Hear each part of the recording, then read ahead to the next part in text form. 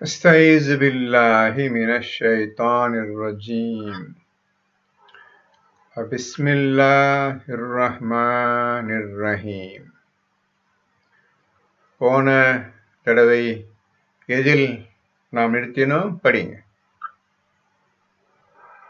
37 சூரா சஃபாத் 83. 37ல 83, 37ல 83 எடுத்துக்கொள்ளுங்கள். படியுங்கள். நிச்சயமாக இப்ராஹீமும் அவருடைய வழியை பின்பற்றியவர்களில் ஒருவர்தாம்.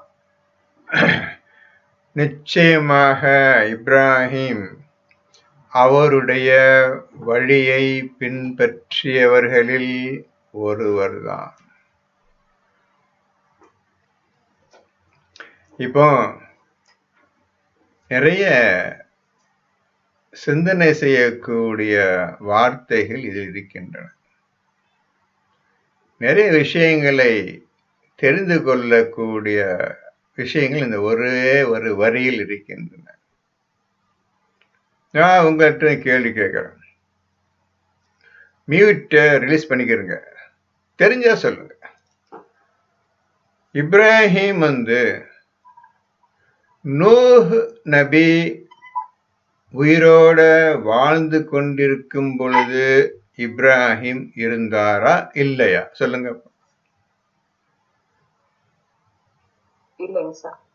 இல்லை. மத்தவங்க என்ன சொல்றீங்கப்பா? சரி, இருக்கட்டும். யோசிச்சு அவசரப்பட சொல்லணும்.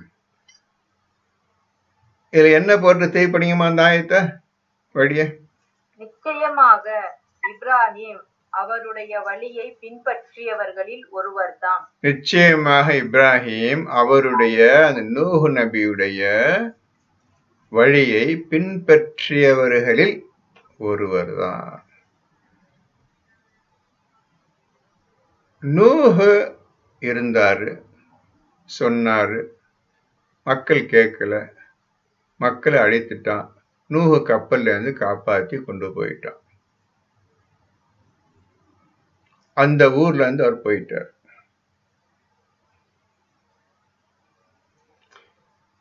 இப்ராஹிம் எப்படி அவருடைய வழியை பின்பற்றினார்? அடுத்த கேள்வி, இப்ராஹிம் எப்படி அவருடைய வழியை பின்பற்றினார்? அவர் உயிரோட இருந்து பேச்சை கேட்டால் பின்பற்றினார் என்று அர்த்தம். அவர் போய்விட்டார், நீங்க கேட்கலன்னு சொன்னீங்க. இப்ப எப்படி அவர் வழியை இவர் அடைந்தார் அல்லது தெரிந்து கொண்டார்? நூஹ் பேசிய பேச்சு இவருக்கு எப்படி தெரிந்தது, இப்ராஹிம் நபிக்கு? அடுத்த கேள்வி.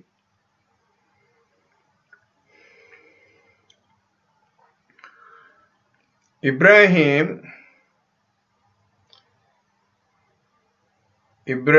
நூஹ் முடிஞ்சு ஹூத், ஹூதுக்கு பின் சாலிஹ், சாலிஹுக்கு பின்னர் யார் வந்தது?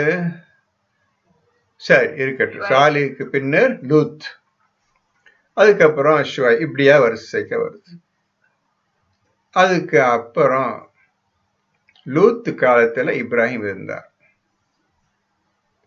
இப்ராஹிம் பேச்சை கேட்டு, பயானை கேட்டு ஒரே ஒரு மனிதர் தான் இப்ராஹிமை பின்பற்றினார். அப்படி பின்பற்றிய ஒருவரில் நபி லூத் அவர்கள்.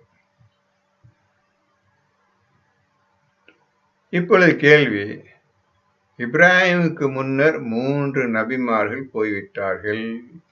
நூஹ் சேர்த்து 4 பேர் போயிட்டாங்க. நூஹுடைய வழியை இவர் பின்பற்றினார். இப்ப நீங்க பாக்குறீங்க. நூஹ் வாழ்ந்த காலம் 950 இயர்ஸ், 950 ஆண்டுகள். 1000க்கு 50 குறைவாக அவர் வாழ்ந்தார். அவர் அந்த ஊரை விட்டு கப்பலில் ஏறி போகும் பொழுது அவருக்கு வயது 100, 200, 300, 400, 500 வயசு. கப்பல்ல போறார். அப்போ வயசு என்ன வயசு அவருக்கு? என்ன வயசு இருக்கும்? எப்படி கண்டுபிடிக்கிறது? 950 வருடங்கள். கரெக்ட். அது சரி, கரெக்ட். நூஹு கப்பல்ல போகும் பொழுது அவருடைய வயது என்னவாக இருக்கும்?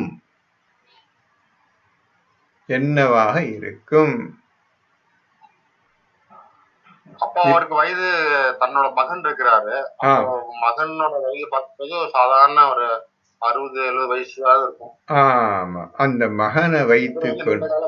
ஆமா, இப்போ அந்த மகன் அவருக்கு கல்யாணம் ஆகி ஒரு வருஷத்துல பிறந்தா இவருக்கு ஒரு 25 வயசு இருக்கு, மகனுக்கு 1 வயசு இருக்கும் வச்சுக்கிடுவோம்.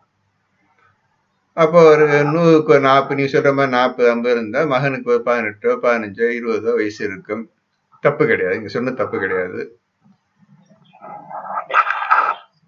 அந்த காலத்தில் அதுக்கு பின்னர் ஹூத் நபி வந்தாங்க, அதுக்கப்புறம் சாலிஹ் நபி வந்தாங்க. இப்படியாக கடைசியில இப்ராஹிம் வர்றார். இப்போ நம்மளுக்கு தெரிந்து கொள்ள வேண்டிய விஷயம் என்னவென்றால், கொஞ்சம் சத்தம் வந்துட்டு இருக்குது, அதை கொஞ்சம் ஸ்டாப் பண்ணிக்கிறங்க. அப்ப தெரிந்து கொள்ள வேண்டிய விஷயம் என்னவென்றால், இவருக்கு கல்யாணம் ஆகி உடனே குழந்தை பிறந்ததா, அது எத்தனையோ வருஷம் கழிச்சு குழந்தை பிறந்ததா, அதை பத்தி பிரச்சனை கிடையாது, தேவையில்லை. நூஹுடைய வழியை பின்பற்றியவர்களில் இப்ராஹிம் ஒருவர். அப்போ நூஹு எந்த வயசுல பிரச்சாரம் பண்ணிட்டு இருக்கும்போது எவர் இருந்தார்? இப்ராஹிம் உயிரோட இருந்தாரா இல்லையா என்பதுதான் கேள்வி. அப்பொழுது இப்ராஹிம் வாழ்ந்து கொண்டிருந்தாரா? எந்த வயது இருக்கும்? சுமாராக எந்த வயது இருக்கும்? இதெல்லாம் இப்படியெல்லாம் கேள்வி வருது. நூஹுடைய சமுதாயம் போய்விட்டது. அதுக்கப்புறம் அல்ல அடுத்த நபியை கொண்டு வந்தான், அதுக்கப்புறம் அடுத்த நபியை கொண்டு வந்தான், இவ்வாறு வருகின்றது. இவர் வாழ்ந்த காலத்தில்தான், யாரு? நூஹு நபி வாழ்ந்த காலத்தில்தான் இப்ராஹிமும் இருந்திருக்க வேண்டும். அவர் பயான் செய்ததை கேட்டிருக்க வேண்டும். கேட்ட பின்னர் அந்த இடத்தை விட்டு அவர் தன்னுடைய ஊருக்கு வந்து விட்டார். யாரு? இப்ராஹிம் வந்து விட்டார். நூஹுடைய உண்மையான பேச்சை அவர் கேட்டதும், சரியான ஒரு வழியை நான் அடைந்து கொண்டேன், இதை பற்றி இனி சிந்திக்க வேண்டும் என்ற எண்ணத்தோடு தன்னுடைய ஊருக்கு வந்து விட்டார். இவர் ஊர் எப்படிப்பட்டது என்று ஏற்கனவே குர்ஆனை போட்டிருக்கின்றது. சிலை வழிபாடு கொண்ட மக்கள் அனைவரும், தன்னுடைய தந்தையும் சேர்த்து, இப்ராஹிமுடைய தந்தை ஆசர் அவரையும் சேர்த்து மகத்தான ஐடல் வர்ஷிப்பர்ஸ், சிலை வணக்கம் செய்யக்கூடியவராக கூட்டம் இப்ராஹிம் தவிர மற்ற எல்லாம் பண்ணிட்டு இருந்தாங்க. கடைசி காலத்துலதான் அவர் எந்த வயசுல போனாரோ அது பிரச்சனை கிடையாது. ஆனால் 950 வருஷம் வாழ்ந்ததுனால ஏதோ ஒரு ஆண்டில் அவர் நூஹுடைய பயானை கேட்டிருக்க வேண்டும். அதை புரிந்த பின்னர் இவருக்கு அறிவுள்ள மனிதர் இருப்பதினால் இவரை அல்லாஹ் தேர்ந்தெடுத்து, இனிமேல் நீங்க சிந்திங்கன்னு தன்னுடைய ஊருக்கு கூட்டி வந்து விட்டான். அதுக்கப்புறம் நூஹ் எப்போ கப்பல் கட்டினாரோ, எப்போ புறப்பட்டு போனாரோ அதை பற்றி பிரச்சனை இல்லை அவங்களுக்கு. உண்மை விஷயம் இவருக்கு தெளிவாகிவிட்டது நபி இப்ராஹிமுக்கு. இப்போ அதுக்கு பின்ன 2-3 நபி போயிட்டாங்க, அதுக்கு நூஹுக்கு அப்புறம். இந்த 950 வருஷம் வாழ்ந்ததுனால இப்ராஹிம் நபி அவர் ஊரில் இருக்கும் பொழுதே வெள்ள பிரளயம் வந்திருக்கணும், கப்பலை கட்டிருக்கணும், போயிருக்கணும். இந்த விஷயம் இப்ராஹிமுக்கு தெரியாது. இந்த விஷயம் இப்ராஹிமுக்கு தெரியாது. இவர் தன் சொந்த ஊருக்கு வந்துட்டார். இனி தன் சொந்த ஊர் மக்களுக்கு பிரச்சாரம் பண்ணுவதையே, உண்மையை சொல்லுவதே தன்னுடைய வேலை எடுத்துக்கொண்டார். இப்படியா இவர் வாழ்க்கை போய்கொண்டிருக்கின்றது. இதை வைத்துதான் இந்த ஆயத்தின் மூலமா நிச்சயம் என்ன படிச்சீங்க? நிச்சயமாக இப்ராஹிம் அவருடைய வழியை பின்பற்றியவர்களில் ஒருவர் தான். அவருடைய வழியை பின்பற்றினாங்க. சில பேரு தான், ஒரு 2-3 பேர் தான், 4 பேர் தான் இருக்கலாம். அந்த வழி இவரும் ஒரு ஆள் பின்பற்றியவர்கள் ஒருவர் இப்ராஹிம் இருந்தார். விஷயம் புரிஞ்சுக்கிட்டார். ஏதோ ஊருக்கா வந்திருக்கலாம். அந்த ஊர் பக்கம் எந்த ஊர் பக்கம்? நூஹு வாழ்ந்த ஊரின் பக்கம் வந்திருக்கலாம். அப்பொழுது நூஹை பார்த்திருப்பார், சிந்து பேசியிருப்பார், கேட்டதை கேட்டிருப்பார். விஷயம் புரிந்துவிட்டது. நான் ஊரை விட்டு ரொம்ப தூரம் வந்துட்டோம், தன்னை ஊருக்கு போய்விட்டார். அந்த வழி மட்டும் பிடித்து கொண்டார். அதை பின்பற்றியவர் ஒருவர்தான் நபி இப்ராஹிம். நூஹ் நபியை பின்பற்றியவர் தான் இப்ராஹிம். இப்போ இப்ராஹிம் ஊரு வேற ஊர், இப்ராஹிம் ஊரு வேற ஊர். இவருடைய தந்தை பக்க முழுமையான சிலை வணக்கஸ்தர்கள். அந்த ஊர் மக்கள் அனைவரும் சிலை வணக்கம் செய்பவர்கள் தான். அடுத்த வரி 84. அவர் தூய நெஞ்சத்துடன் தம்முடைய இறைவனிடம் வந்தபோது. இப்போ தூய்மை அவசியம் எல்லாம் புரிஞ்சுக்கிட்டார். ஒன்னு கேக்குறேன், உண்மையிலேயே இப்ராஹிம் இருக்கும் பொழுது கப்பலை கட்டிக்கிட்டு மழை வரப்போகுது எல்லாம் தப்பிச்சுருங்க சொல்லியிருந்தா இப்ராஹிம் அந்த கப்பல் ஏறி இருப்பார். இப்ராஹிமும் அந்த கப்பல்ல ஏறி இருப்பார். ஏன் கேட்டா, இந்த வெள்ளம் வரப்போகுது, அழிய போறாங்க என்ற விஷயம் தெரிஞ்சு போச்சு. கப்பல் கட்டுற அவரு நல்லா தெரிஞ்சு போச்சு. எல்லாம் ஏறிக்கொள்ளுங்க சொல்லும் போது இப்ராஹிம் அந்த கப்பலில் ஏறி இருப்பார். இப்ராஹிமும் அந்த கப்பலில் ஏறி இருப்பார். என்ன சொல்றீங்க? இது சரியா தவறா? அவர் போயிட்டார். கேட்டுட்டு இப்ராஹிமுடைய விஷயத்தை எல்லாம் கேட்டுக்கிட்டு உண்மையை அறிந்த பின்னர் இனி நாம் சிந்திப்போம் என்ற எண்ணத்தில் போய்விட்டால் தன்னை தூய்மையாக்கி கொண்டார். இப்ப தூய்மையான மனதில் அவர் தன் இறைவனை பிரார்த்தனை செய்கிறார், பிரார்த்திக்கின்றார். இப்படியாக எனக்கு அறிவித்த அறிவில் உங்களுக்கு சொல்லுகின்றேன். நீங்கள் தாராளமாக வேறு நல்ல விஷயங்களையும் நல்ல அர்த்தங்களையும் சொல்லலாம். படிங்க, அடுத்தபடியே தூய எண்ணத்தோடு. கேளுங்கம்மா. சார், இப்போ வெள்ள பிரளயம் பூமி முழுசுமே அழிஞ்சு திரும்பியும் அந்த கப்பல் இருந்தவங்க இருந்தா மறுபடியும் பள்ளி பெருகுச்சுங்கிற மாதிரி படிச்சிருக்குங்க சார். இப்ப ஒரு இதுனா இப்ப பூமியில இப்ப இப்ராஹிம் அந்த காலத்துல வேற ஏதோ இடத்துல அப்படி இப்படி இருந்திருப்பாங்களா? அது ஏதாவது குரான்ல இருக்காங்க சார்? இல்ல, இப்ப நான் பேச எதுவுமே குரான்ல கிடையாது. இந்த ஒரு வார்த்தையின் மூலமாக நாம் என்ன விஷயங்கள்லாம் வருது என்றதை உங்களுக்கு சொன்னோம். இப்ப உங்க சொன்னதெல்லாம் இந்த ஒரு வார்த்தையின் மூலமாக, இந்த ஒரு ஆயத்தின் வரியின் மூலமாக நமக்கு என்னவெல்லாம் கேள்வி வருகின்றது என்றுதான் உங்களுக்கு சொல்லிக் கொண்டிருக்கின்றேன். இப்பொழுது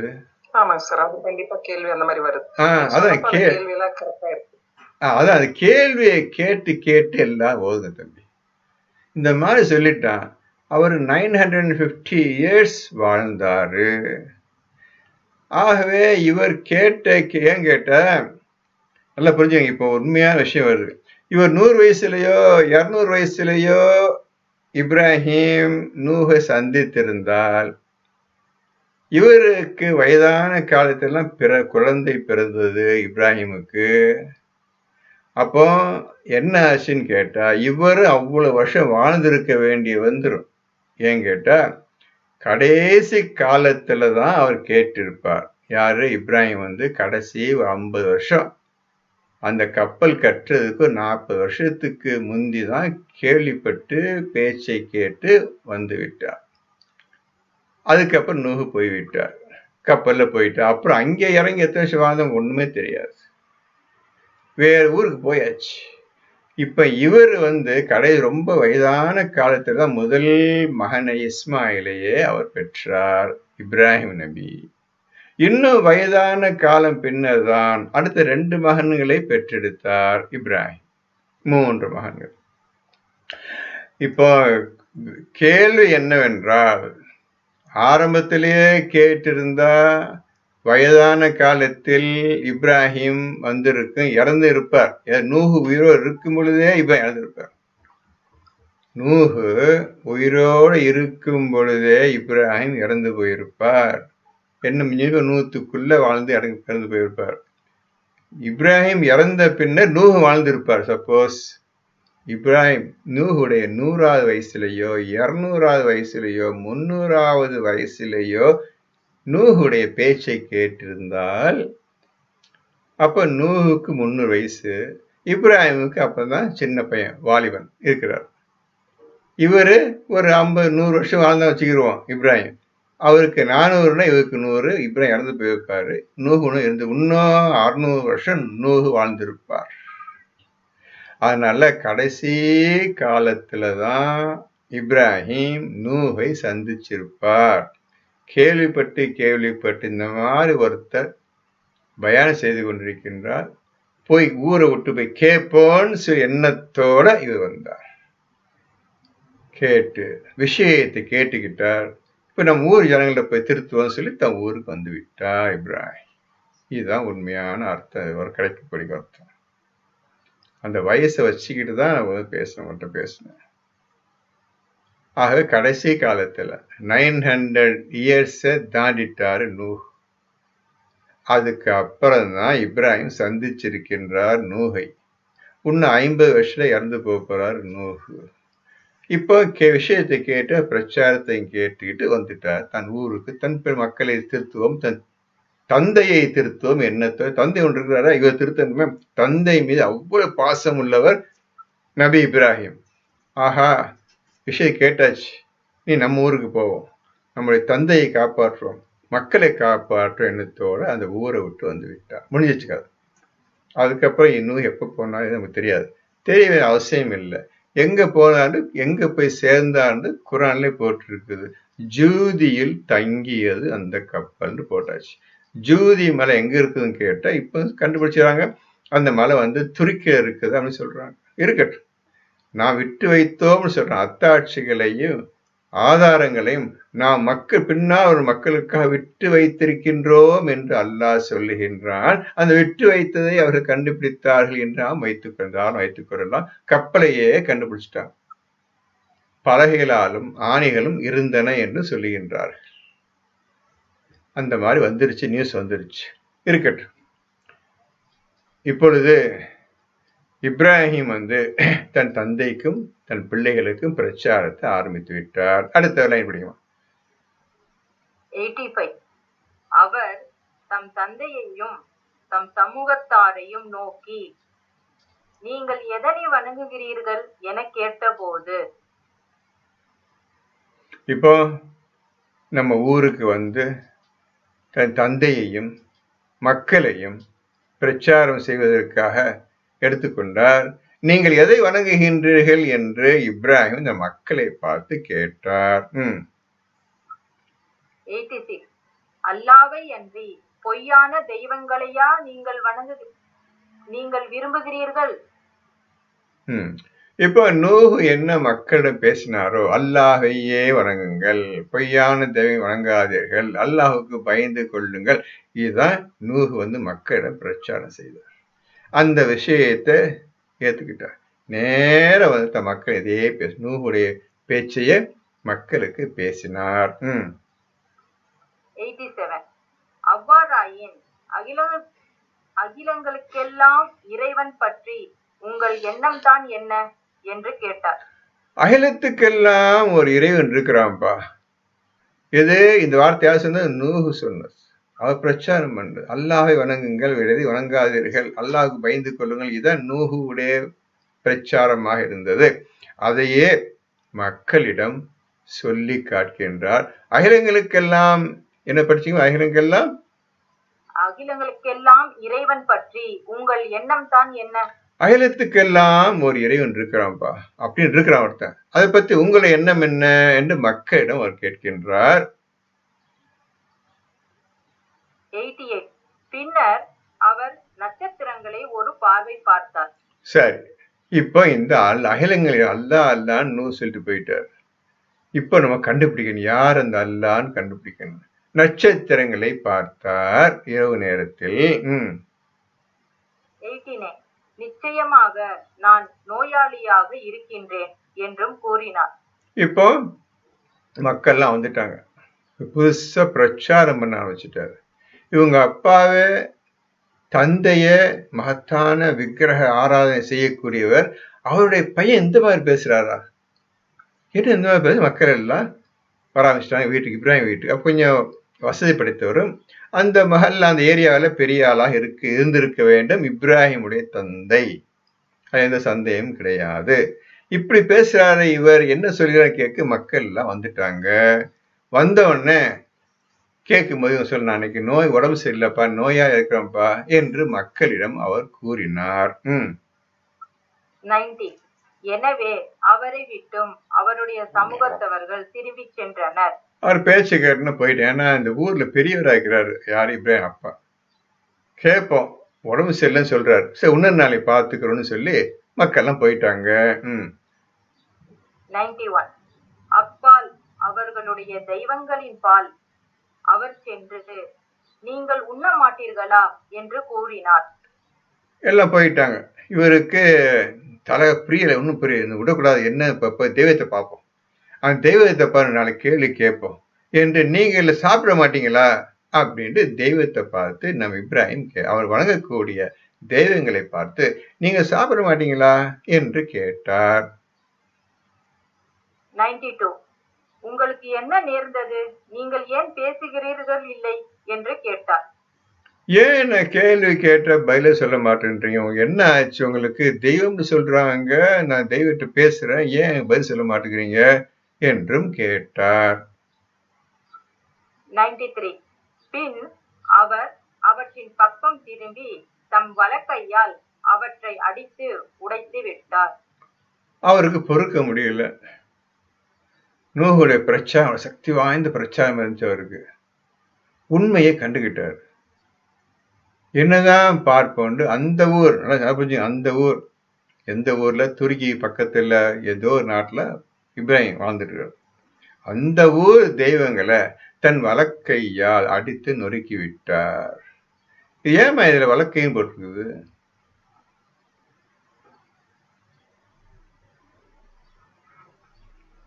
யாராவது சொல்லுங்க, எதுக்கு முன்னால வலக்கை ரைட் ஹேண்ட் போட்டிருக்குது? பலமாக அடிக்கிறேன் சார். அதான் பலமாச்சு உடஞ்சு போச்சு, வலக்கைன்னு ஏன் சொல்லுன்னு கேட்க. சரி, ஒன்னும் பிரச்சனை. அவர் வலதுகைக்கார, ரைட் ஹேண்ட் சில பேர் இடதுகள் இருக்கிறாங்க, வலதுகள் இருக்கிறாங்க. அவர் ரைட் ஹேண்ட் பர்சன் ஆனது சொல்றோம். அடுத்தது படிக்க. 94. அவற்றை வணங்குபவர்கள் அவர் பால் விரைந்து வந்தார்கள். அவற்றை வணங்குவார்கள். இந்த விஷயத்தை கேட்டன எல்லாரும் ஓடி வந்தாங்க, அம்மா வந்தாங்க இப்ராஹிம் கிட்ட. 95. அவர் கூறினார், நீங்களே செதுக்கிய இவற்றையா வணங்குகிறீர்கள்? இப்போ இப்ராஹிம் சொன்னாங்க, நீங்க உன் கையால இது செதுக்கப்பட்டது இந்த கல், நீங்களே ஒரு உருவத்தை செதுக்கி இருக்கின்றீங்க, நீங்களே செதுக்கிட்டு அதை போய் வணங்குகின்றீர்களா என்று அறிவார்ந்த ஒரு கேள்வி மக்களிடம் கேட்டார். 96. உங்களையும் நீங்கள் செய்த இவற்றையும் அல்லாவே படைத்திருக்கின்றான். உங்களை படைச்சவன் அல்லாஹ் என்ற இறைவன்பா. நீங்க கையால செதுக்கிறீங்க இந்த கல்ல, இந்த பாறைய, இந்த மலையில உடைச்ச ஒரு பாறை எடுத்து வந்து செதுக்குறீங்க, இது எல்லாம் அல்லாஹ் படைக்கப்பட்டதுப்பா. இந்த கல்லு, மண்ணு, மலைகள் எல்லாம் அல்லாஹ் படைக்கப்பட்டதுப்பா என்று அவர் மக்களிடம் சொல்லுகின்றார். 97.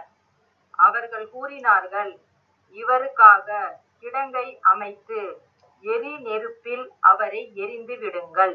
இப்போ அவங்க எதையும் கேட்டுக்கிறல, நீ என் கடவுளை இந்த மாதிரி செஞ்சிட்ட, எல்லாம் ஊரெல்லாம் ஜனம் சேர்ந்துருச்சு, ஒரு கிடங்க, நெருப்பு கிடங்க, நெருப்பத்தை போட்டுருங்க வர என்று அவர்களுக்கு எல்லாம் சேர்ந்து முடிவு செய்துவிட்டார்கள். 98. இவ்வாறாக அவர்கள் அவருக்கு சதி செய்ய நாடினார்கள். இவ்வாறாக இப்ராஹிமுக்கு அந்த ஊர் மக்கள் சதி செய்வது நாடினார்கள்.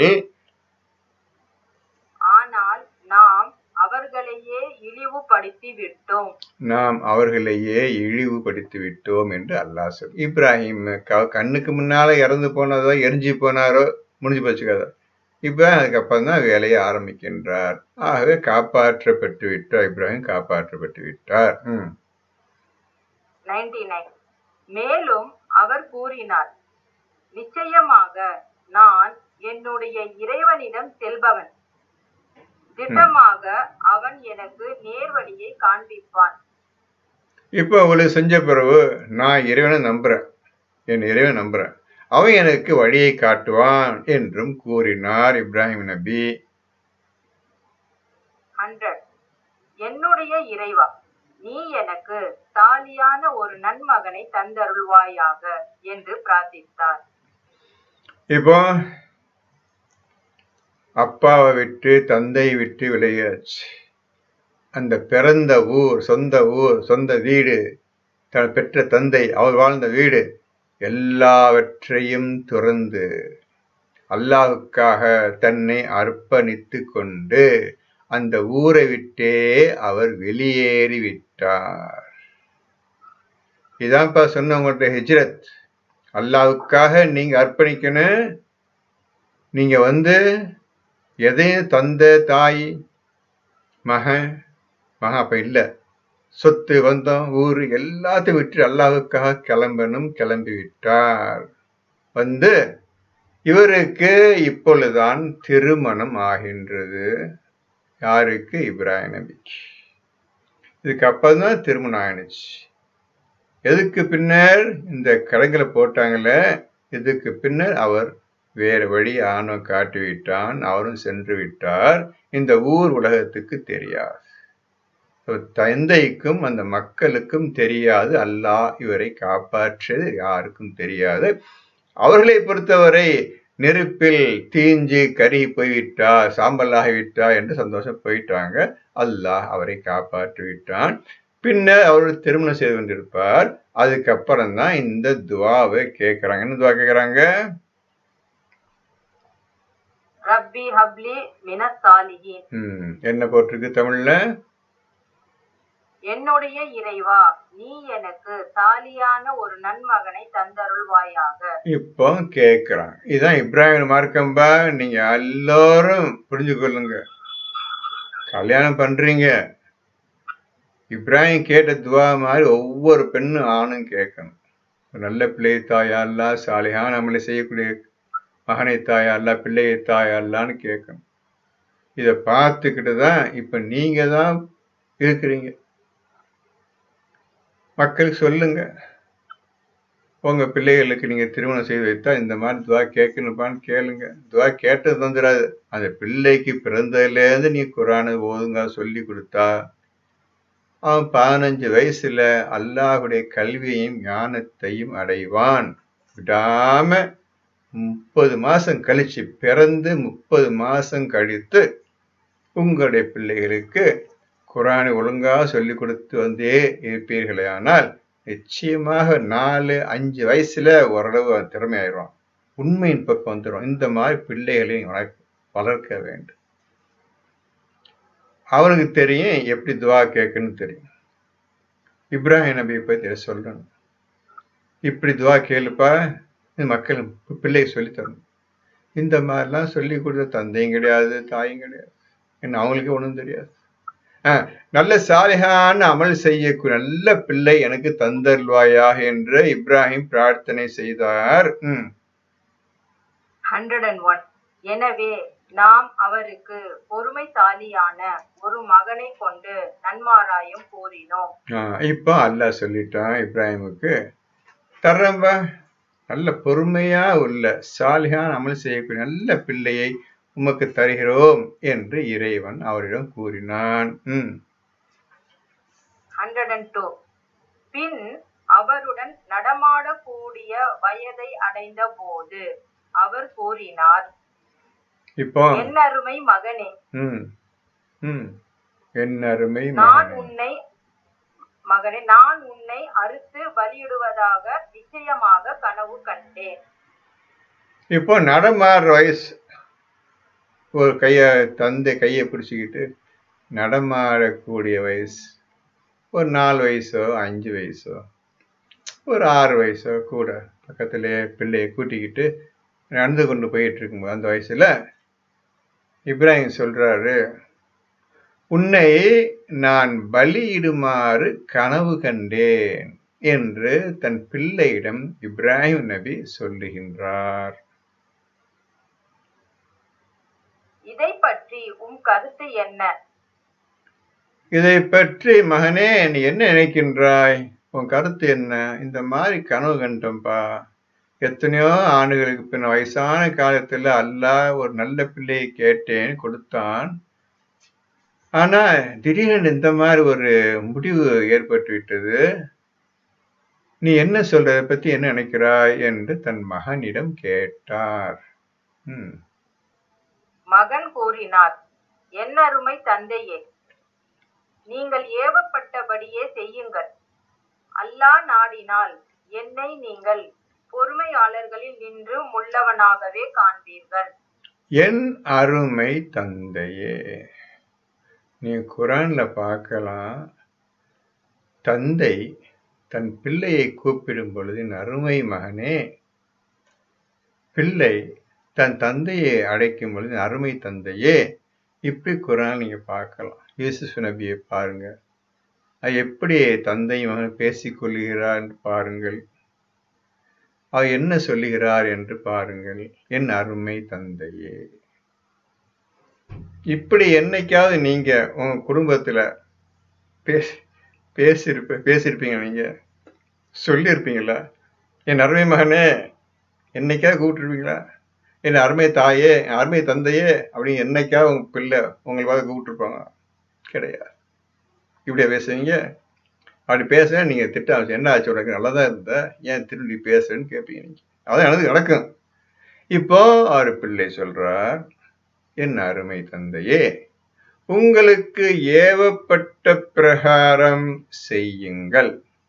அல்லாஹ் நாடினால் நிச்சயமாக நீங்கள் என்னை பொறுமையாளராகவே காண்பீர்கள். அதை பத்தி எனக்கு எந்த பிரச்சனையும் கிடையாது. தந்தையும் இந்த மாதிரி கனவு கண்டுட்டேன்னு எப்படி பிள்ளையிடம் சொல்லுவது? போய் சின்ன பிள்ளையாருக்கு எப்படி சொல்லுவது? அவன் தாங்கிக்கிடுவானா அல்லது இப்பயும் ஓடி போயிடுவானா என்னன்னு தெரியலையே என்று நினைக்கவில்லை. அல்லாஹ் சொன்னதை அப்படியே பிள்ளையிடம் சொல்லிவிட்டார். பிள்ளையும் உடனே பதில் யோசிக்கன்னு கேட்ட, அல்லாஹ் சொல்லிட்டானா செய்யுங்க தந்தையே செய்யுங்கள் என்று பிள்ளையிடமிருந்து பதில் வந்தது. இதனால ஒரு நாடி பேர்ல இப்ராஹிம் அல்லாவுடைய கட்டளை செய்யறதுதான் வேலையே. அல்லாவுடைய கட்டளை உடனே செய்யறது, எதை பத்தி கவலை மாட்டார். என்னதான் சரி, அது தந்தையா இருந்தாலும் சரி, மக்களா இருந்தாலும் சரி, பிள்ளையா இருந்தாலும் சரி, எது இருந்தாலும் சரி, அல்லாவுடைய கட்டளை வந்துவிட்டது, அல்லாவுடைய செயலை செய்தே தீர வேண்டும் என்று இறங்கிவிட்டார். அப்புறம் 103 ஆகவே அவ்விருவரும் முற்றிலும் வழிபட்டு மகனை பலியிட முகம் குப்புற கிடத்திய போது, இப்போ அந்த சமயத்துல தாய் இருந்தாங்களா இல்லையா? முதல் மனைவி இஸ்மாயிலுடைய தாயார் உயிருடன் இருந்தார்களா இல்லையா?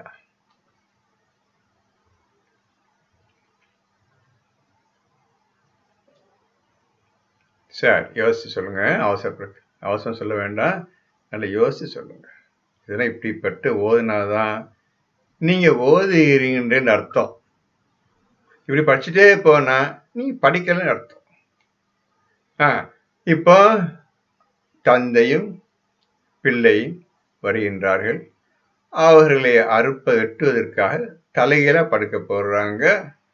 படுக்க போட்டா பிடரினர் ஒரு வெட்டு வெட்டினா டக்குன்னு உயிர் போயிடும், சீக்கிரம் போயிடும், வேலையும் எளிதாக முடிந்துவிடும் என்று தன் பிள்ளையை குப்புறப்படுத்தினார் அல்லாஹ் கனவு கண்டதை நிறைவேற்றுவதற்காக. 104 நாம் அவரை யா இப்ராஹிம் என்றழைத்தோம். இப்பொழுது அவர் 103 படிச்சிட்டீங்களா? அது முடிஞ்சிட்டு. சரி, படிங்க, அடுத்து படிங்க.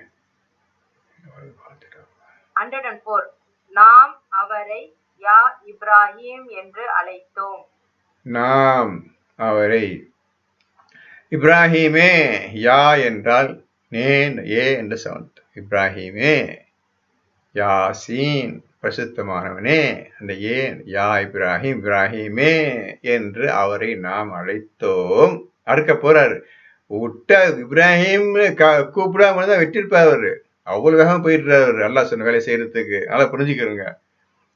மகனை குப்புரை போட்டார் வெட்டுறது, கழுத்து வெட்டுறதுக்காக, பிடரியை வெட்டுறதுக்காக போட்டார். கத்தியம் தூக்கிட்ட வெட்டுறதுக்கு அந்த சமயம் பார்த்து ஆண்டவன் கூப்பிட்டான்.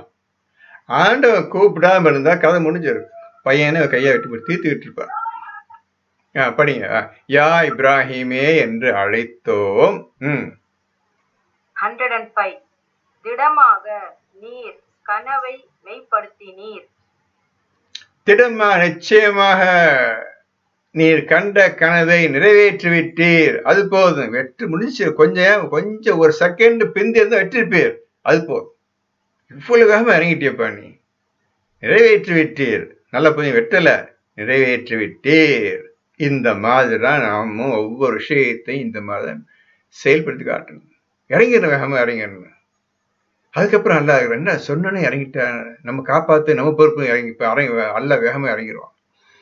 நீங்க இந்த குர்ஆனை ஓதும் பொழுது அல்லாஹ் சொன்ன வேலையும் கட்டளையும் நிறைவேற்றுவதற்கு தயக்கம் காட்டக்கூடாது, லேட் பண்ணக்கூடாது.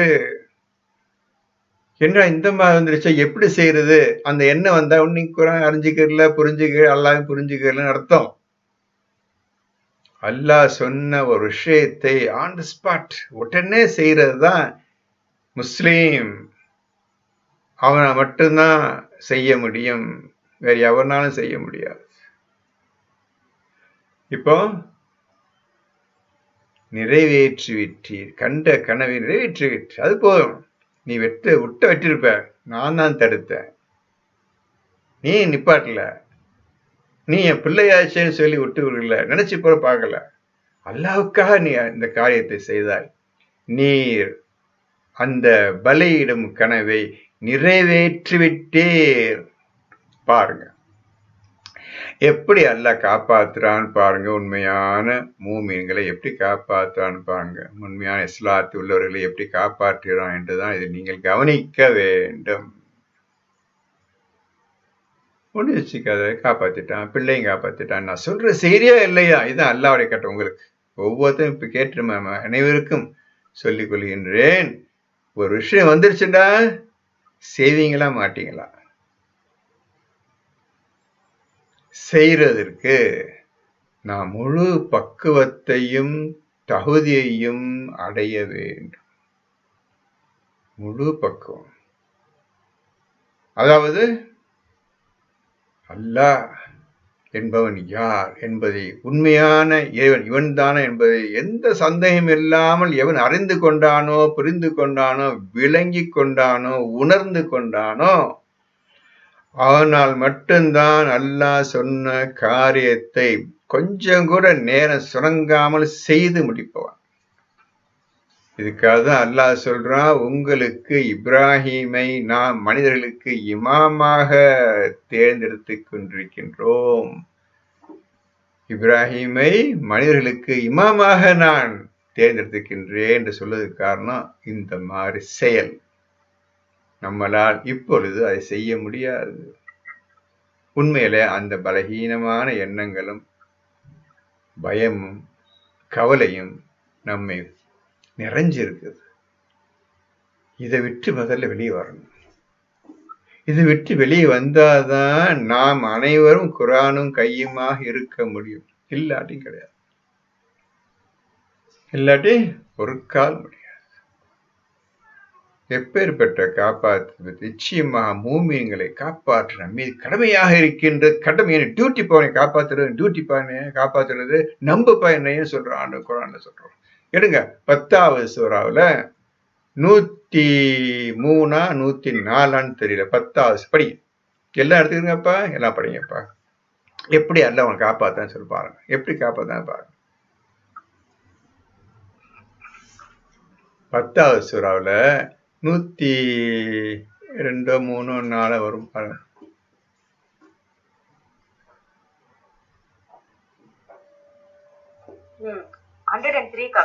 படிங்கம்மா எல்லாம் எடுத்துக்கிறங்க சார். தம்பியார்களே எல்லாம் எடுத்துக்கிறங்க. கூர்ந்து கவனிங்க. அல்லாஹ் உங்கள் நம்மை பார்த்து என்ன சொல்லிதான் என்று பேருங்க. அவ்வாறு வேதனை வருங்காலத்தில் நம் தூதர்களையும் ஈமான் கொண்டவர்களையும் நாம் இவ்வாறே காப்பாற்றுவோம். ஏனெனில் நம்பிக்கை கொண்டவர்களை காப்பாற்றுவது நமது கடமையாகும். கடமை, இட் இஸ் மை டியூட்டி. தூதர்களையும் காப்பாற்றுவேன், தூதர் பேச்சை கேட்டு நம்பிக்கை கொண்டவர்களையும் காப்பாற்றுவேன். இந்த இப்ராஹிமையும் காப்பாற்றினான், அவர் பிள்ளையும் காப்பாற்றினான். இப்படி ஓதனுப்பா, இந்த மாதிரி ஓதனுப்பா. முற்றிலும் அதிலே எதுக்குள்ள குரான் நுழைஞ்சிடணும், ஐக்கியமாயிடணும். எலும்பும் தோலும் மாதிரி பிரிக்க முடியும், நகமும் சதையும் மாதிரி ஐக்கியம் எந்த காலம் பிரிக்க முடியாது. உயிரோடு இருக்கும், எந்த பிரிக்க முடியாது. இப்படியாக வாழ்க்கை வாழ்வதற்கு நாம் பழகி கொள்ள வேண்டும். இதுக்குதான் தகுதி வேணும்னு சொன்னேன். தகுதி அடையணும் அப்படின்னு சொன்னவங்களுக்கு. இப்போ காப்பாற்று கடமை இன்னும் சொன்ன மாதிரி காப்பாற்றுவோம். இன்னும் குரான் இன்னைக்கு போட்டிருக்குது. ஆனா நடந்த விஷயம் 3500 வருஷத்துக்கு முந்தி காப்பாற்ற விதத்தை இன்னைக்கு உங்க சொல்லி காட்டுறாங்க. நல்லா புரிஞ்சுக்கோங்க. அடுத்து படிங்கம்மா. இப்ராஹிமே திடமாக நீர் கனவை மெய்ப்படுத்தினீர். நிச்சயமாக நன்மை செய்வோருக்கு நாம் இவ்வாறே கூலி கொடுக்கிறோம். நன்மை செய்வோருக்கு இவ்வாறே நாம் கூலியை கொடுக்கின்றோம். இந்த ஆயத்து பக்கத்துல 10:103 எழுதிக்கிறேன் குரான்ல. 10:103 இது பக்கத்துல. சரி, சொல்ல சரியா புரிஞ்சுட்டீங்களா? சரியா தம்பி?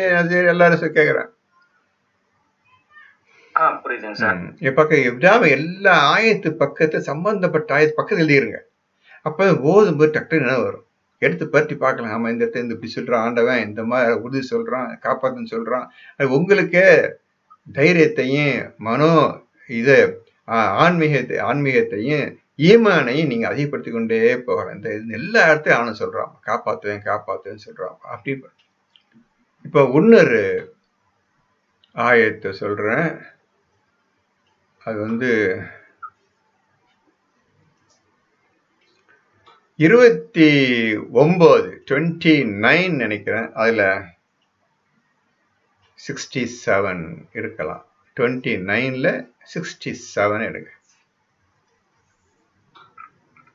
அதான் பாருங்க. அதான் 25 சொல்லக்கூடிய 29:67 29ல 67 படிங்கப்பா. எல்லாம் எடுத்துக்கிறங்க, குறிச்சிக்கிறங்க. எப்படி எல்லாம் காப்பாற்றான்னு சொல்றத சம்பந்தம் ஆயத்து வந்துட்டு இருக்குது. இப்ராஹிம் காப்பாத்திட்டான், இந்த 10:103 காப்பாத்திட்டான். இதோ எடுத்த 29:67 படிங்க. அன்றியும் சுற்றியுள்ள மனிதர்கள் பகைவர்களால் இராய்ந்து செல்லப்படும் நிலையில் இதை நாம் பாதுகாப்பான புனித தலமாக ஆக்கி இருப்பதை அவர்கள் பார்க்கவில்லையா? இன்னும் அவர்கள் பொய்யானவற்றை நம்பி அல்லாவின் அருட்கொடையை நிராகரிக்கிறார்களா? இப்ப நீங்க நம்ம எடுத்துக்கிறோம். ஒவ்வொருத்தரும் இதுல உறுதியா நிக்கணும், வெற்றி அடையணும் என்று இப்போ ஆசை ஓதிட்டு இருக்கிறோம். ஒருத்தன் ஒரு குடிசைக்குள்ள இஸ்லாத்தை ஏற்றுக்கொண்டான். குடிசை வாழ்றான், எந்த பாதுகாப்பும் கிடையாது. அவன் இஸ்லாத்தை ஏத்துக்கிட்டான், ரசூல் பேச்சை ஏத்துக்கிட்டான். அவனை சூழ்ந்திருக்க கூடிய அந்த ஊர் மக்கள் நல்லா புரிஞ்சுக்கிறங்க, 1000 2000 பேர் கோத்தோன்ட்டாங்க. நேத்து வரை நம்முடைய தெய்வத்தை கும்பிட்டு இருந்தோம், வணங்கிட்டு இருந்தோம், இன்னைக்கு இவன் மட்டும் புதுசா வேற பக்கம் போறானா, இவன் விடக்கூடாது, அடித்து கதை முடிக்க வேண்டும் என்று ஊர் மக்கள் திரண்டு விட்டார்கள். அந்த குடிசையில் இடத்துல தனியா இருக்கும் மனிதனை நோக்கி வந்து விட்டார்கள். இந்த மனிதனும் அசையா ஈமான் கொண்டு அல்லாஹ் காப்பாற்றுவான் நம்மை. கழுக பார்த்திருப்பீங்க, மேலே ஒரு செகண்ட் மேல கீழே வந்து ஆட்டுக்குட்டியோ கோழி கொஞ்சம் சக்கு இறாஞ்சிக்கிட்டு போயிடும், சக்குன்னு தீட்டு போயிடும், கதை முடிஞ்சிச்சு. அந்த மாதிரி நிலைமையில இப்ப நாம் மாட்டுவோம், வருவோம், அது சந்தேகமே கிடையாது, வரதான் செய்யும். அதுக்கு நாம் தயாரா இருக்க வேண்டும். அந்த சமயத்துல உயிரை கொடுக்கறதுக்கு எதுக்கும் தயாரா இருக்க வேண்டும். அப்படி உயிரை விடுவியா? எனக்காக நீ நன்மையான காரியத்துக்காக நீ தியாகம் செய்ய தயாரா இருக்கின்றாயா என்று இப்ராஹிமை சோதித்த பிரகாரம் இந்த மாதிரி சோதனை அந்த மனிதனுக்கு வந்து விட்டது. இராஞ்சி செல்ல ஒரு செகண்ட் முடிச்சிருவாங்க. அந்த சமயத்தில் நாம் என்ன போட்டிருக்கு, அறிவார்த்தை மஸ்ஜித் என்ன மரம் போட்டிருக்குது, அறிவார்த்தையில நல்லா பார்த்துக்கிறங்க, வார்த்தையை பார்த்து என்ன மாதிரி ஆக்க, உங்க வீடை என்ன மாதிரி ஆக்கலாம் பாருங்க ஆண்டவன். அறிவை படிங்கப்பா.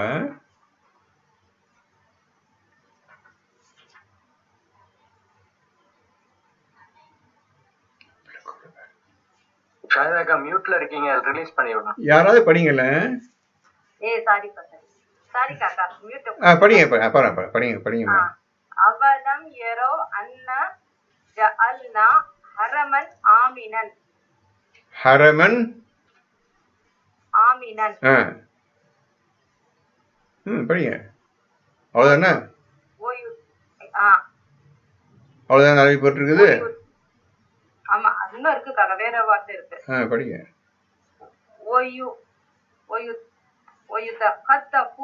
ஒயுதகத்தஃபுன் நாசு மின் ஹவுலிஹிம் அஃபில் பாத்திலி யூமினூனா வபிநிஅமத்தில்லாஹி யக்ஃபுரூன். இப்ப தமிழ் வந்து அப்படிங்க. அன்றியும் சுற்றியுள்ள மனிதர்கள் பகைவர்களால் இராஞ்சி செல்லப்படும் நிலையில், சுற்றியுள்ள விரோதிகளால் இராஞ்சி செல்லக்கூடிய நிலையில் அந்த மூமின் இருக்கின்றார்.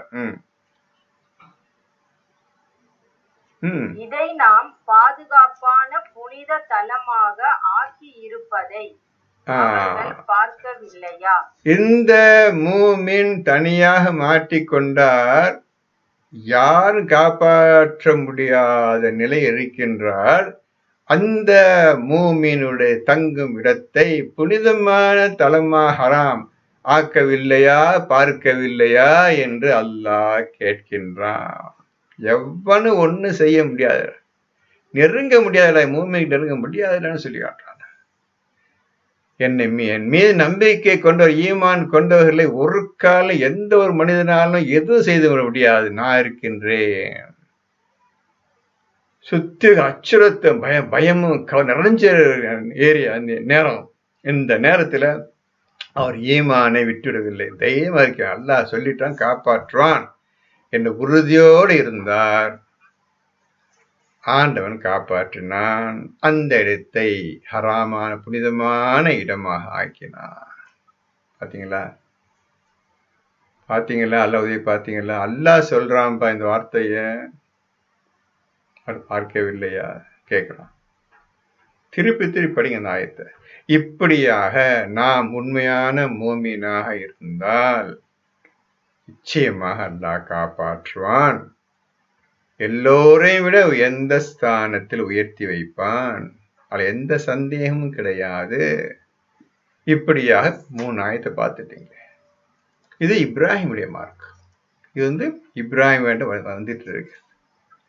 அங்கேயும் வருது, ஆரம்பிக்குது. இந்த மாதிரி மார்க்கம் இப்ராஹிம் மார்க்கத்தை வந்துட்டு இருக்கு, வேற எதுலையும் வரல. அதனாலதான் இப்ராஹிம் உங்களுக்கு இமாமாக ஆக்கியிருக்கின்றான். இப்ராஹிமை மனிதர்களுக்கு இமாமாக ஆக்கியிருக்கின்றான். இப்போ இந்த 29:67 படிங்க, முடிச்சிருங்க. இன்னும் அவர்கள் பொய்யானவற்றை நம்பி அல்லாவின் அருட்கொடையை நிராகரிக்கிறார்களா? பொய்யானதை நம்பி, எந்த ஆதாரம் இல்லாததை நம்பி அவர்கள் இந்த அல்லாஹை நிராகரிக்கின்றார்களா? உண்மையான இறைவனை தெரிந்து கொள்ளாமல் நிராகரிக்கின்றார்களா? அவர்கள் செய்யும் செயலில் எந்த நன்மையும் கிடையாது. உண்மையான இறைவனை ஏன் இவர்கள் நிராகரிக்கின்றார்கள்? முடிஞ்சிருச்சா? சரி, இப்போ திருப்பி வாங்கம்மா. நீங்க ஒண்ணு செஞ்சு புரிஞ்சுக்கிறீங்க.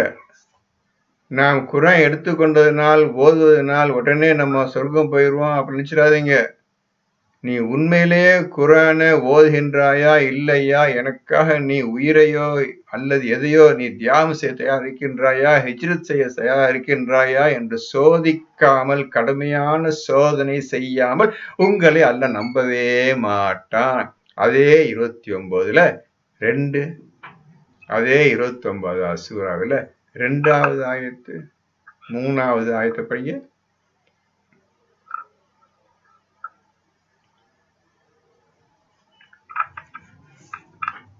நல்லா எழுதிக்கிறங்க, படிங்க, சிந்தனை செய்யுங்க, படிங்க.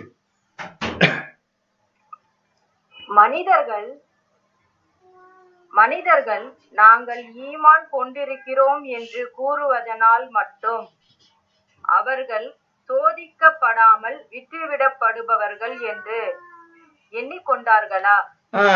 அல்லாஹ் கேக்குறான், நாங்க ஓதுறோம், அல்லாஹ் நம்பிட்டோம், இந்த புத்தகத்தை ஓதிட்டு இருக்கிறோம், இதே மாதிரி செய்வோம், நாங்க முடிவு பண்ணிட்டோம், இப்படி சொன்னதுனால நான் உங்களை சோதனை செய்யாம டெஸ்ட் பண்ணாம நீங்க சொல்ற ஏத்துக்கிறவன் நினைச்சிட்டு இருக்கீங்களா? நீங்க நம்மளை பார்த்து கேட்கறான். இப்போ நல்லா புரிஞ்சுக்கிறீங்க. இப்போ நம்ம உட்காந்துருக்க 10 பேரு, இந்த 10 பேரை பார்த்து கேட்கறான்.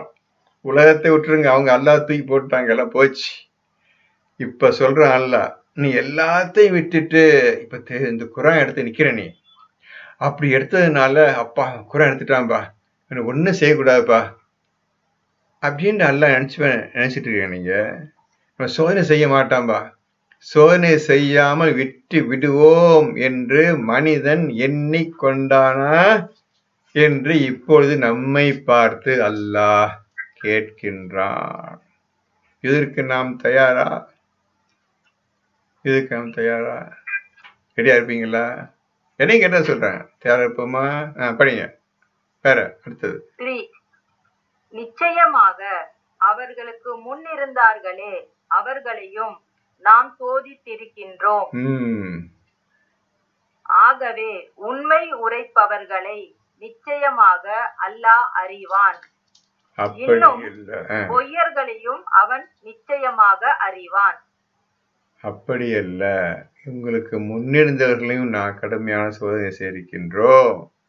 எவன் உண்மையை சொல்றான், உண்மையில ஈமான் கொண்டவன் எவன் சொல்றான், ஈமான் கொள்ளாதவன் யார் என்பதை நிச்சயம் நாங்கள் அறிவோம். எவன் நடிக்கிறான், பொய் சொல்றான் எனக்கு தெரியும், எவன் உண்மையான ஈமான் கொண்ட எவன் எனக்கு தெரியும் என்று அல்லாஹ் சொல்லுகின்றான். 29:2 and 3 ஒழுங்கா படிச்சுக்கிறீங்க. அப்படி படிச்சு இல்ல, நான் என்ன இருந்தாலும் சரி அல்லாஹுக்காக நான் இருப்பேன்னு சொன்னா அடுத்த 29:67 நோக்கி, அது உண்மைதான். அல்லாஹ் நிச்சயமாக நான் அல்லாஹுக்காக எதையும் இழக்க தயாரிக்கின்றேன், எந்த தியாகத்துக்கும் தயாரிக்கின்றேன் என்று கூறி அதிலேயே உறுதியாக நீங்கள் நின்று கொண்டு இருந்தார். இதோ அடுத்த சோதனை 29:67. இதுதான்ப்பா அல்லாஹ்வுடைய சோதனையும் அல்லாஹ்வுடைய காப்பாற்று முறையும், எப்படி அல்லாஹ் நம்பினவர் காப்பாற்றப்படுகிறார்கள் என்பதையும் இப்பொழுது நீங்க தெளிவாக பார்த்து விட்டீர்கள். இப்ப திருப்பி வாங்கம்மா 37. 106. நிச்சயமாக இது தெளிவான ஒரு பெரும் சோதனை ஆகும். பாத்தீங்களா? இப்போ சோதனை படிச்சோம். நிச்சயமாக இப்ராஹிம் வந்து 37 எடுத்து திருப்பி இங்க வந்துட்டேன். 37 106 வந்துட்டேன். நிச்சயமாக இது பெரும் தெளிவான ஒரு பெரும் சோதனை ஆகும். சந்தேகம் இல்லாமல் தெளிவான பெரும் சோதனை ஆகும். சொல்லிட்டு அல்லாஹ் பெரும் சோதனை ஆகும். இந்த சோதனையில் நாம் ஜெயித்து காட்ட வேண்டும். ஈமானை உறுதியை நாம் அல்லாஹுக்கு காட்ட வேண்டும். இதற்கு நமக்கு முகத்திலோ கிழக்கிலோ முகத்தை திருப்பது அவசியமா? நல்லா யோசிச்சு சொல்லுங்க. இருதயத்தால் ஒருத்தர் ஈமானையும் உறுதியையும் தைரியத்தையும் காட்டுறான். இதுக்கு வந்து நீங்க முகத்தை கிழக்கிழமை திருப்புறீங்களா? நல்லா யோசிச்சு பாருங்க. நல்லா யோசிச்சு பாருங்க. எப்படி ஓதனை எப்படி செய்யணும். அடுத்தது 107. ஆயினும் நாம் ஒரு மகத்தான பலியை கொண்டு அவருக்கு பகரமாக்கினோம். மகத்தான பலியை கொண்டு அவருக்கு பகரமாக்கினோம். இப்போ இந்த ஆயத்துக்கு நீங்கள் பதில் சொல்ல வேண்டும். இது என்ன விஷயம் அடங்கி இருக்குது? பலியை கொண்டு பலி ஆயிடுச்சு. அப்போ பலியை கொண்டு பகரம் ஆயிடுச்சு. ஈக்குவல், அதுக்கு ஈடாக மகத்தான பலியை நாம் ஈடாக்கினோம்னு சொல்றான்பா. என்ன பலி நடந்துச்சு? யார் இறந்தாங்க?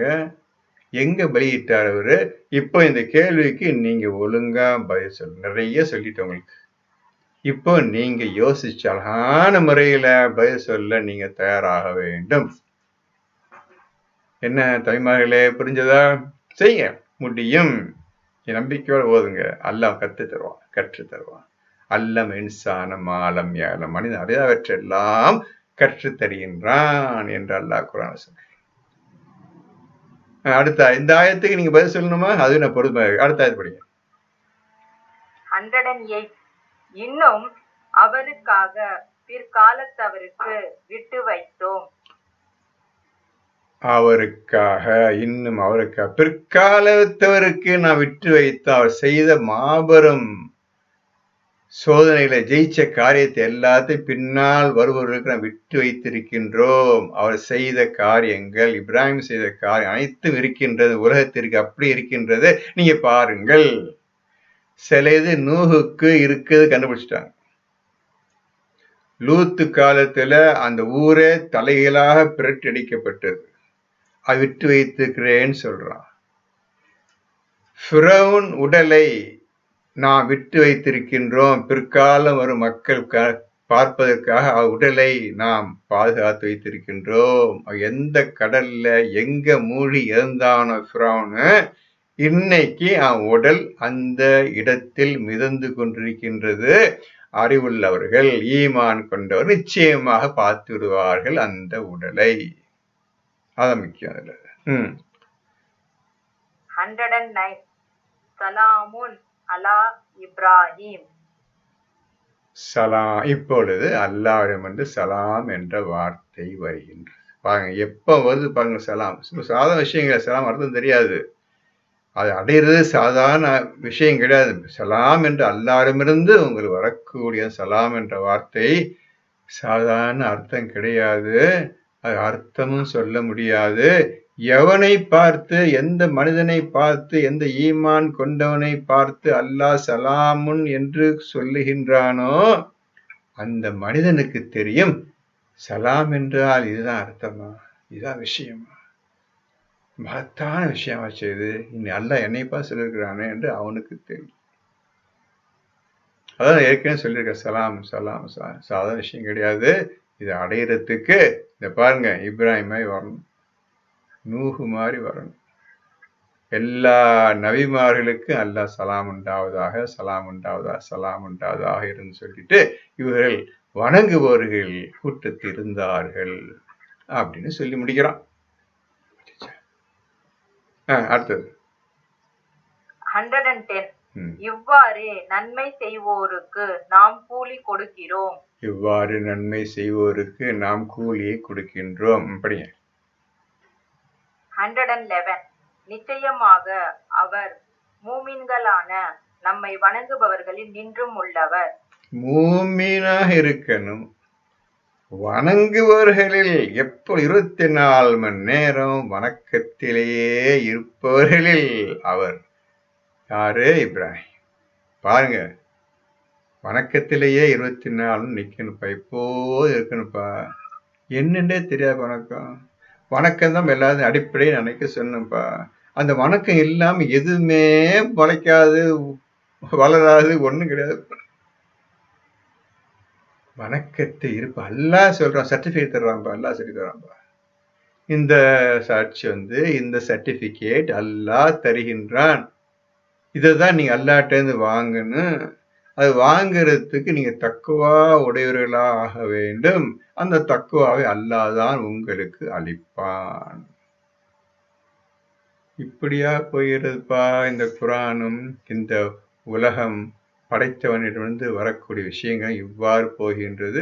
இந்த உண்மையை நீங்கள் அறிந்து கொள்வதற்கு நிச்சயமாக இந்த 24 மணி நேரம் பத்தாது, ஒரு நாளைக்கு 48 மணி நேரம் தான் பத்தாது.